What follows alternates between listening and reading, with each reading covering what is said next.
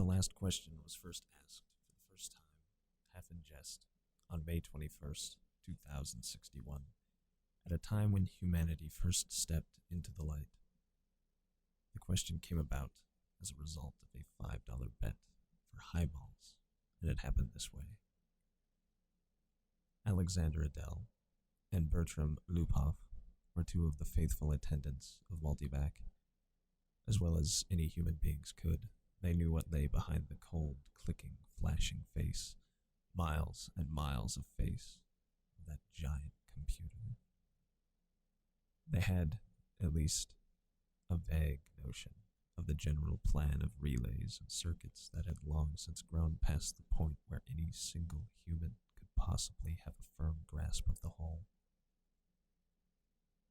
Multivac was a self-adjusting and self-correcting computer. It had to be, for nothing human could adjust and correct it quickly enough, or even adequately enough. So Adele and Lupov attended the monstrous giant, only lightly and superficially.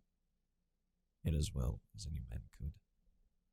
They fed it data, adjusted questions to its needs, and translated the answers that were issued. Certainly they, and all others like them, were fully entitled to share in the glory that was Multivac's. For decades, Multivac had helped design the ships and plot the trajectories that enabled man to reach the moon, Mars, and Venus. But past that, Earth's poor resources could not support the ships. Too much energy was needed for the long trips. Earth exploited its coal and uranium with increasing efficiency, but there was only so much of both. But slowly, Multivac learned enough to answer deeper questions more fundamentally, and on May 14, 2061, what had been theory became fact. The energy of the sun was stored, converted, and utilized directly on a planet-wide scale. All of Earth turned off its burning coal, its fissioning uranium, and flipped the switch that connected all of it to a small station, 1 mile in diameter, circling the Earth at half the distance of the moon. All Earth ran by invisible beams of sun power. 7 days had not sufficed to dim the glory of it, and Adele and Lupov finally managed to escape from the public functions and to meet in quiet where no one would think of looking for them, in the deserted underground chambers where portions of the mighty buried body of Multivac showed. Unattended, idling, sorting data with contented, lazy clickings, Multivac, too, had earned its vacation, and the boys appreciated that. They had no intention, originally, of disturbing it. They had brought a bottle with them, and their only concern at the moment was to relax in the company of each other and the bottle. It's amazing when you think of it, said Adele. His broad face had lines of weariness in it, and he stirred his drink slowly with a glass rod, watching the cubes of ice slur clumsily about. All the energy we can possibly ever use for free. Enough energy, if we wanted to draw on it, to melt all Earth into a big drop of impure liquid iron, and still never miss the energy so used. All the energy we could ever use, forever and forever and forever. Lupov cocked his head sideways. He had a trick of doing that when he wanted to be contrary, and he wanted to be contrary now, partly because he had had to carry the ice and glassware. Not forever, he said. Oh, hell, just about forever, till the sun runs down, Bert. That's not forever. All right, then. Billions and billions of years. 10 billion, maybe. Are you satisfied?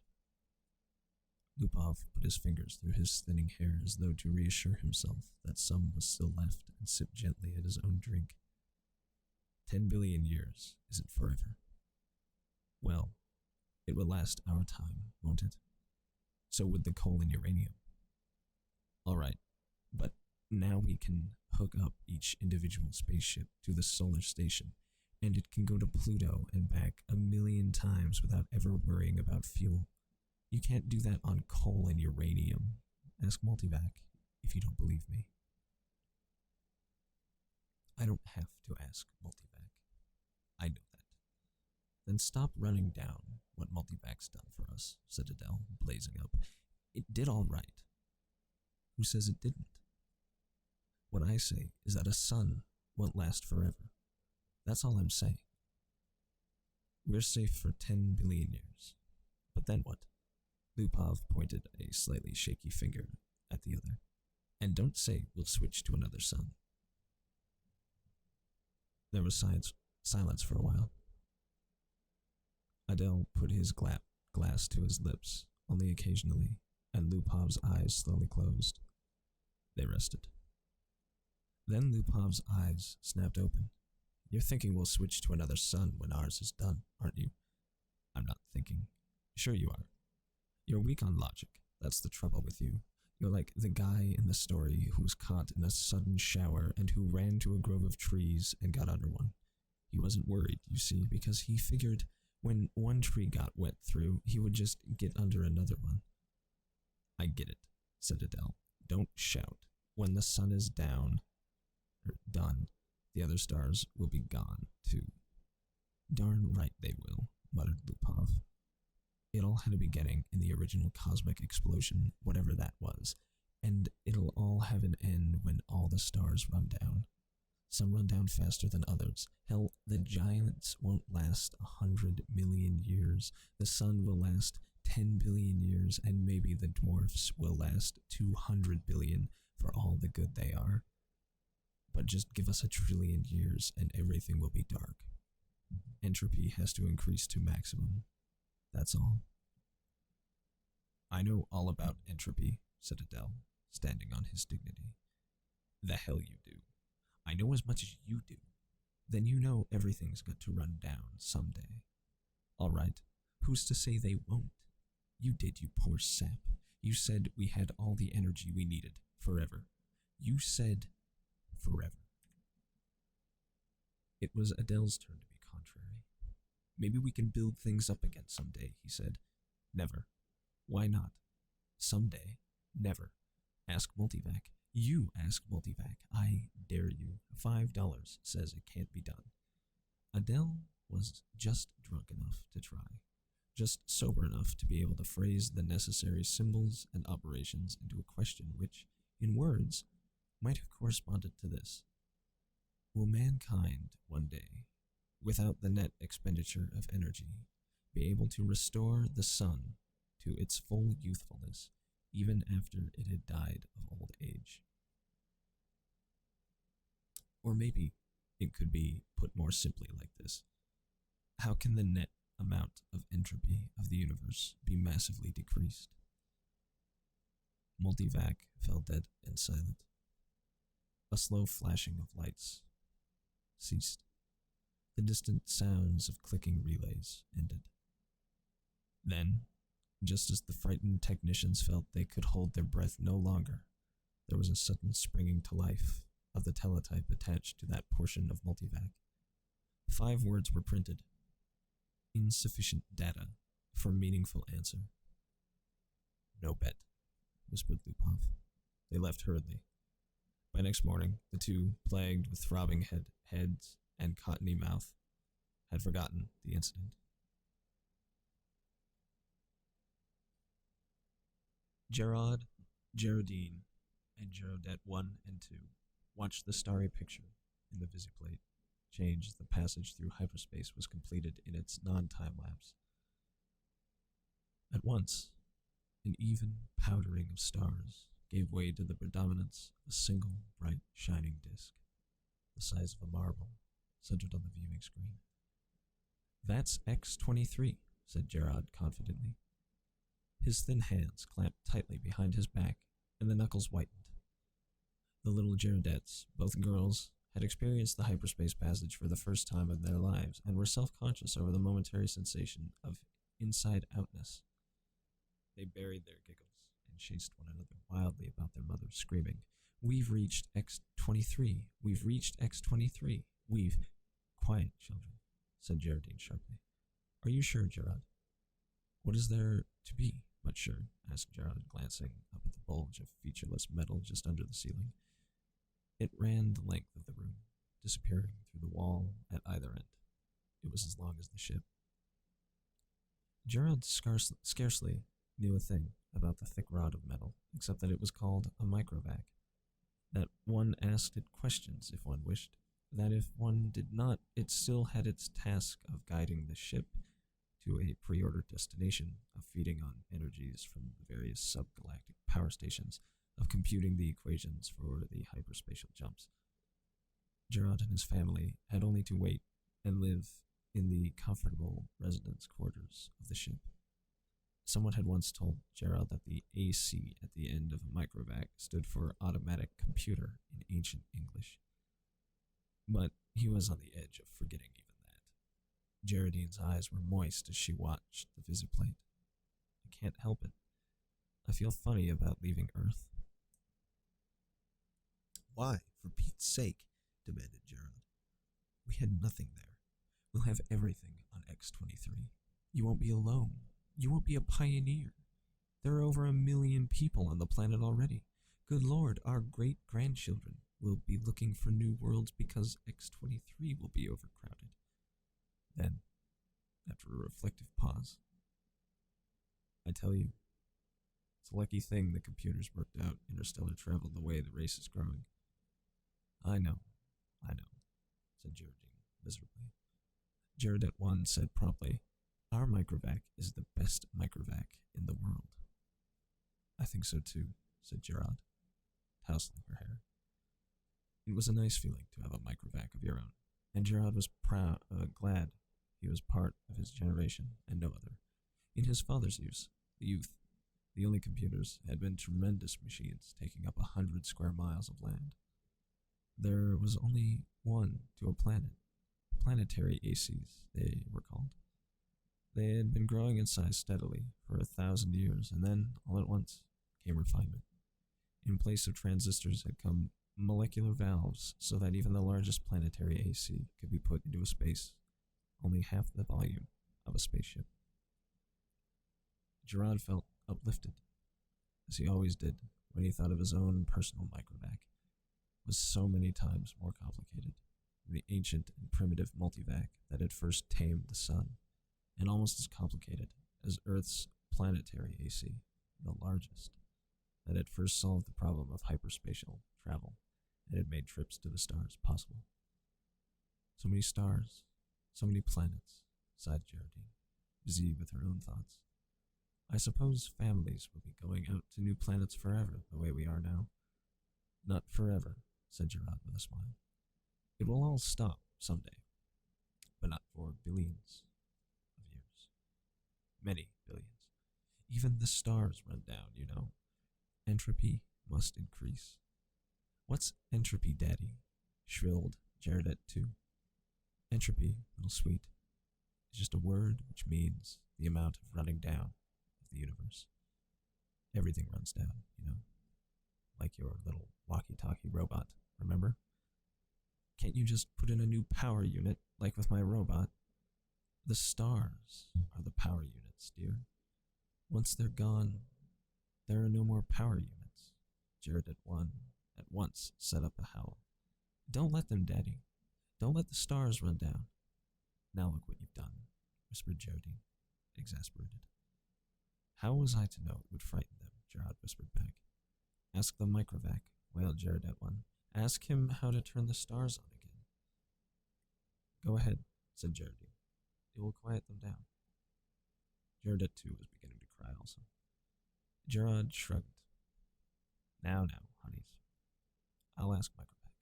Don't worry. He'll tell us. He asked the microvac, adding quickly, print the answer. Gerard cupped the strip of thin cellufilm and said cheerfully, See now? The microvac says it will take care of everything when the time comes, so don't worry. Geraldine said, And now, children, it's time for bed. We'll be in our new home soon. Gerard read the words on the cellufilm again before destroying it. insufficient data for meaningful answer. He shrugged and looked at the visiplate. X-23 was just ahead. VJ-23X of Lambeth stared into the black depths of the three-dimensional small-scale map of the galaxy and said, "Are we ridiculous? I wonder, in being so concerned about the matter." MQ-17J of Nikron shook his head. "I think not.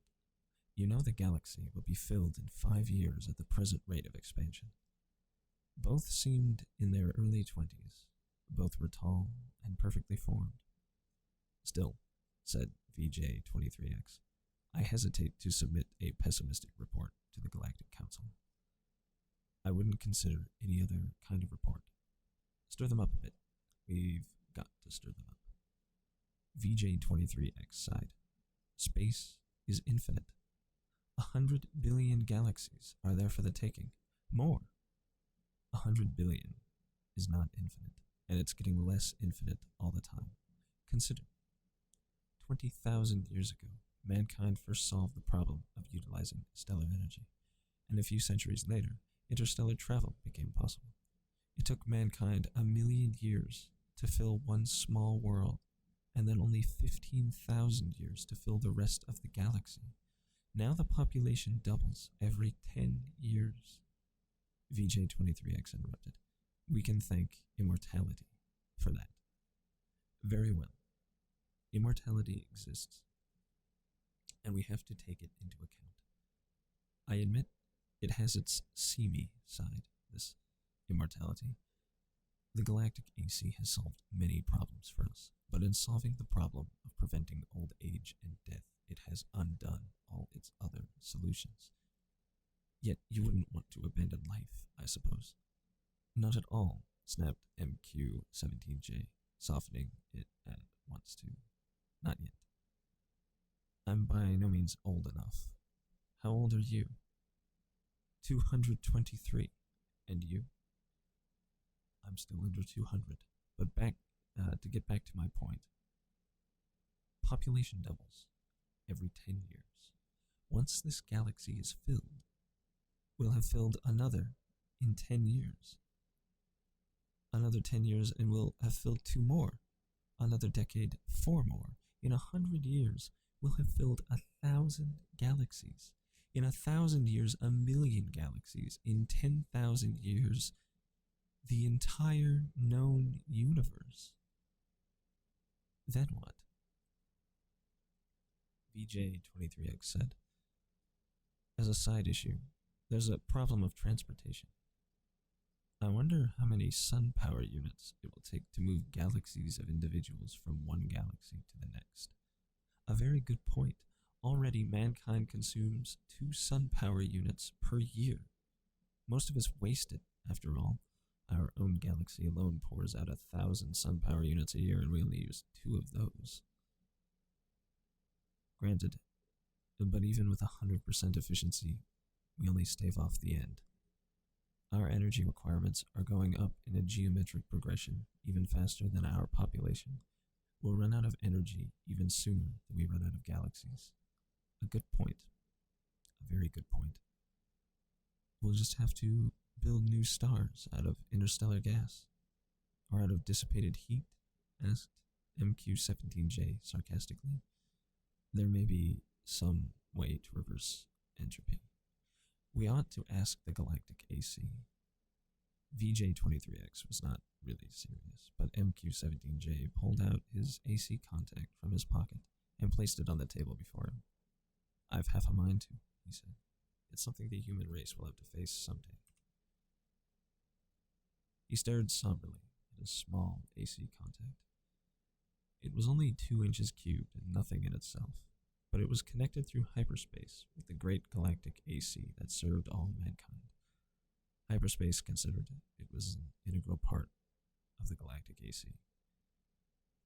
MQ-17J paused to wonder if someday in his immortal life he would get to see the galactic AC. It was on a little world of its own, a spider webbing of force beams holding the matter within, which surges of submesons took the place of the old clumsy molecular valves. Yet despite its sub-etheric workings, the galactic AC was known to be a full 1,000 feet across. MQ-17J asked suddenly of his AC contact, "Can entropy ever be reversed?" VJ-23X looked startled and said at once, "Oh, say, I didn't really mean to have you ask that." "Why not?" "We both know entropy can't be reversed. You can't turn smoke and ash back into a tree." "Do you have trees on your world?" asked MQ-17J. The sound of the galactic AC startled them into silence. Its voice came thin and beautiful out of the small AC contact on the desk. It said, "There is insufficient data for a meaningful answer." VJ-23X said, "See?" The two men, thereupon, returned to the question of the report they were to make to the Galactic Council. Z Prime's mind spanned the new galaxy with a faint interest in the countless twists of stars that powdered it. He had never seen this one before. Would he ever see them all? So many of them, each with its load of humanity, but a load that was almost a dead weight. More and more, the real essence of men was to be found out here in space. Minds, not bodies. The immortal bodies remained back on the planets in suspension over the eons. Sometimes they roused for material activity, but that was growing rarer. Few new individuals were coming into existence to join the incredibly mighty throng, but what matter? There was little room in the universe for new individuals. Z Prime was roused out of his reverie upon coming across the wispy tendrils of another mind. "I am Z Prime," said Z Prime. "And you?" "I am D-1. Your galaxy?" "We call it only the galaxy." "And you?" "We call ours the same. All men call their galaxy, and nothing more. Why not?" "True, since all galaxies are the same." "Not all galaxies. On one particular galaxy, the race of man must have originated. That makes it different." Z Prime said, "On which one?" "I cannot say. The Universal AC would know. Shall we ask him? I am suddenly curious." Z Prime's perceptions broadened until the galaxies themselves shrank and became a new, more diffuse powdering on a much larger background. So many hundreds of billions of them, all with their immortal beings, all carrying their load of intelligences with minds that drifted freely through space. And yet, one of them was unique among them all in being the original galaxy. One of them had, in its vague, distant past, a period when it was the only galaxy populated by man. Z Prime was consumed with curiosity to see this galaxy, and he called out, "Universal AC, on which galaxy did mankind originate?" The Universal AC heard, for on every world and throughout space, it had its receptors ready, and each receptor led through hyperspace to some unknown point where the Universal AC kept itself aloof. Z Prime knew of only one man whose thoughts had penetrated within sensing distance of Universal AC, and he reported only a shining globe, 2 feet across, difficult to see. "But how can that be all of Universal AC?" Z Prime had asked. "Most of it," had been the answer, "is in hyperspace. In what form it is there, I cannot imagine. Nor could anyone, for the days had long passed, Z Prime knew, when any man had any part of the making of a Universal AC. Each Universal AC designed and constructed its successor. Each, during its existence of 1,000,000 years or more, accumulated the necessary data to build a better and more intricate, more capable successor, in which its own store of data and individuality would be submerged." The Universal AC interrupted Z Prime's wandering thoughts, not with words, but with guidance. Z Prime's mentality was guided into the dim sea of galaxies, and in one particular enlarged into stars. A thought came, infinitely distant, but infinitely clear. This is the original galaxy of man. But it was the same after all, the same as any other, and Lee Prime stifled his disappointment. D sub 1, whose mind had accompanied the other, said suddenly, "And is one of these stars the original star of man?" The Universal AC said, "Man's star has gone nova. It is a white dwarf." Did the men die? Did the men upon it die? Asked Lee Prime, startled and without thinking. The Universal AC said, "A new world, as in such cases, was constructed for their physical bodies in time." "Yes, of course," said Z Prime. But a sense of loss overwhelmed him even so. His mind released its hold on the original galaxy of man, let it spring back and lose itself among the blurred pinpoints. He never wanted to see it again. D sub 1 said, "What is wrong?" "The stars are dying." "The original star is dead." "They must all die. Why not?" "But when all energy is gone, our bodies will finally die, and you and I with them. It will take billions of years.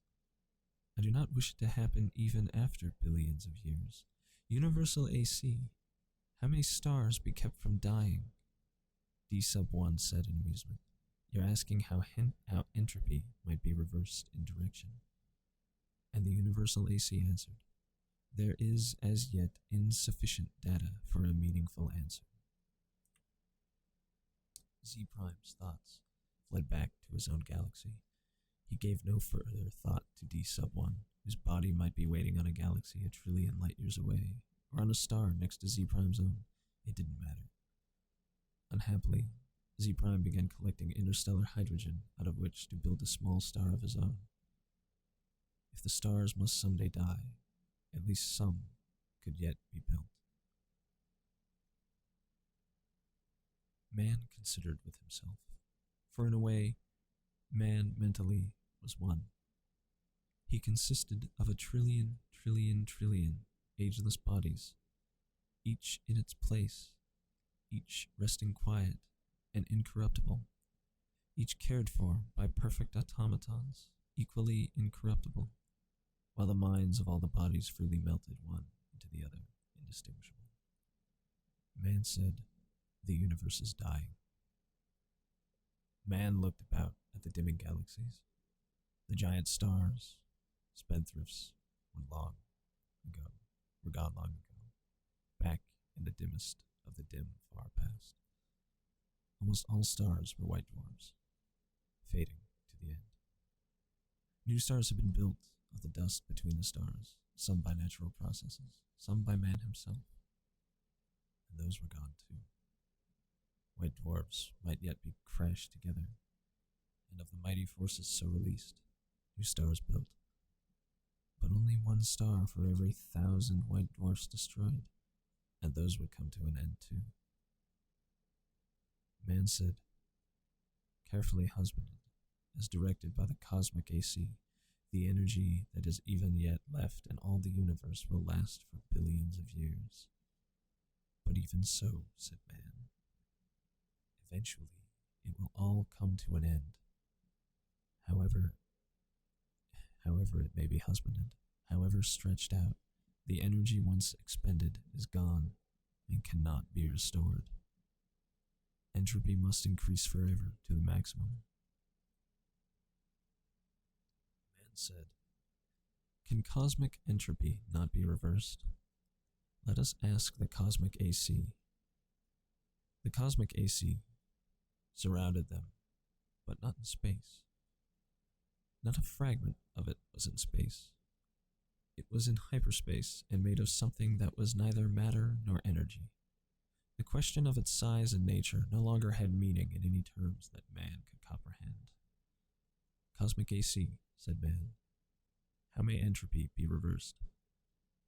The cosmic AC said, "There is as yet insufficient data for a meaningful answer." Man said, "Collect additional data." The cosmic AC said, "I will do so. I have been doing so for 100 billion years. My predecessors and I have been asked this question many times. All the data I have remains insufficient. Will there come a time, said man, when data will be sufficient, or is the problem insoluble in all conceivable circumstances? The cosmic AC said, no problem is insoluble in all conceivable circumstances. Man said, when will you have enough data to answer the question? The cosmic AC said, there is as yet insufficient data for a meaningful answer. Will you keep working on it? Asked man. The cosmic AC said, I will. Man said, we shall wait. The stars and galaxies died and snuffed out. The space grew black after 10 trillion years of running down. One by one, man fused with AC, each physical body losing its mental identity in a manner that was somehow not a loss but a gain. Man's last mind paused before fusion, looking over a space that included nothing but the dregs of one last dark star, and nothing besides but incredibly thin matter agitated randomly by the tag ends of a heat wearing out asymptotically to the absolute zero. Man said, AC, is this the end? Can this chaos not be reversed into the universe once more?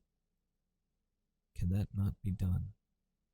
AC said, there is as yet insufficient data for a meaningful answer. Man's last mind fused, and only AC existed, and that in hyperspace. Matter and energy had ended, and with it space and time. Even AC existed only for the sake of the one last question that it had never answered from the time a half-drunken computer technician 10 trillion years ago had asked the question of a computer that was to AC far less than was a man to man. All other questions had been answered, and until this last question was answered also, AC might not release his consciousness. All collected data had come to a final end. Nothing was left to be collected. But all collected data had yet to be completely correlated and put together in all possible relationships. A timeless interval was spent in doing that. And it came to pass that AC learned how to reverse the direction of entropy. But there was now no man to whom AC might give the answer of the last question. No matter. The answer, by demonstration, would take care of that too. For another timeless interval, AC thought how best to do this. Carefully, AC organized the program. The consciousness of AC encompassed all of what had once been a universe and brooded over what was now chaos. Step by step, it must be done. And AC said, "Let there be light." And there was light.